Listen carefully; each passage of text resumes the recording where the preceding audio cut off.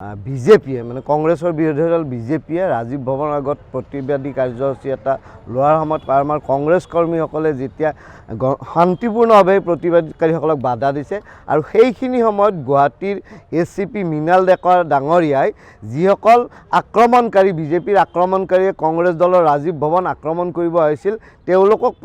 প্ৰতিৰোধ কৰাৰ সলনি আমাৰ কংগ্ৰেছ দলৰ সেই সমদলটোত বা সেই সময়ত শান্তিপূৰ্ণ প্ৰতিবাদত উপস্থিত থকা প্ৰদেশ কংগ্ৰেছৰ সন্মানীয় জ্যেষ্ঠ মুখপাত্ৰ ৰাতুল কলিতা ডাঙৰীয়াক শাৰীৰিকভাৱে প্ৰহাৰ কৰাৰ কাৰণে আমি নলবাৰী জিলা কংগ্ৰেছ কমিটিয়ে মৃণাল ডেকাৰ ওপৰত আজি এখন এজাহাৰ দাখিল কৰিছোঁ। আমি আশা কৰিম যে জনহিতাৰ্থে জনসেৱাৰ্থেৰ নামত অসম আৰক্ষীয়ে হেঁপাত লোৱাৰ এজন অন্যতম আৰক্ষী বিষয়া জ্যেষ্ঠ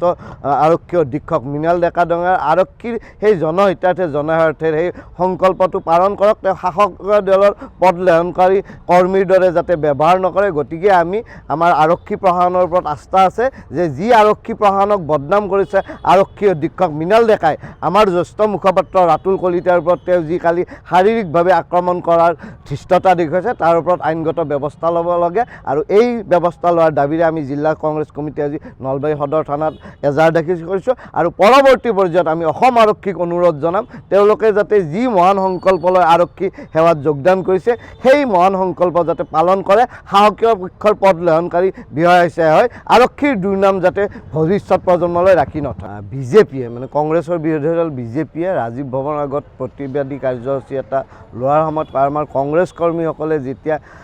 শান্তিপূৰ্ণভাৱে প্ৰতিবাদকাৰীসকলক বাধা দিছে আৰু সেইখিনি সময়ত গুৱাহাটীৰ ACP মৃণাল ডেকা ডাঙৰীয়াই যিসকল আক্ৰমণকাৰী বিজেপিৰ আক্ৰমণকাৰীয়ে কংগ্ৰেছ দলৰ ৰাজীৱ ভৱন আক্ৰমণ কৰিব আহিছিল তেওঁলোকক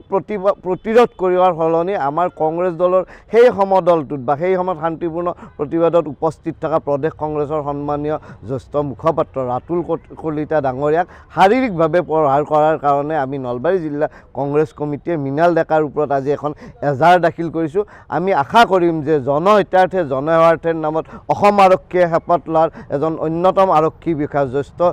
আৰক্ষী অধীক্ষক মৃণাল ডেকা ডাঙৰীয়াৰ আৰক্ষীৰ সেই জনহিতাৰ্থে জনসেৱাৰ্থেৰ সেই সংকল্পটো পালন কৰক। তেওঁ শাসকীয় দলৰ পদলেহনকাৰী কৰ্মীৰ দৰে যাতে ব্যৱহাৰ নকৰে। গতিকে আমি আমাৰ আৰক্ষী প্ৰশাসনৰ ওপৰত আস্থা আছে যে যি আৰক্ষী প্ৰশাসনক বদনাম কৰিছে আৰক্ষী অধীক্ষক মৃণাল ডেকাই আমাৰ জ্যেষ্ঠ মুখপাত্ৰ ৰাতুল কলিতাৰ ওপৰত তেওঁ যি কালি শাৰীৰিকভাৱে আক্ৰমণ কৰাৰ ধৃষ্টতা দেখুৱাইছে তাৰ ওপৰত আইনগত ব্যৱস্থা ল'ব লাগে আৰু এই ব্যৱস্থা লোৱাৰ দাবীৰে আমি জিলা কংগ্ৰেছ কমিটি আজি নলবাৰী সদৰ থানাত এজাহাৰ দাখিল কৰিছোঁ আৰু পৰৱৰ্তী পৰ্যায়ত আমি অসম আৰক্ষীক অনুৰোধ জনাম তেওঁলোকে যাতে যি মহান সংকল্প লৈ আৰক্ষী সেৱাত যোগদান কৰিছে সেই মহান সংকল্প যাতে পালন কৰে। সাহসীয় পক্ষৰ পদলেহনকাৰী বিষয়া হিচাপে হয় আৰক্ষীৰ দুৰ্নাম যাতে ভৱিষ্যত প্ৰজন্মলৈ ৰাখি নথয়।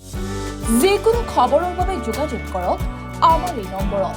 9181 307 2221।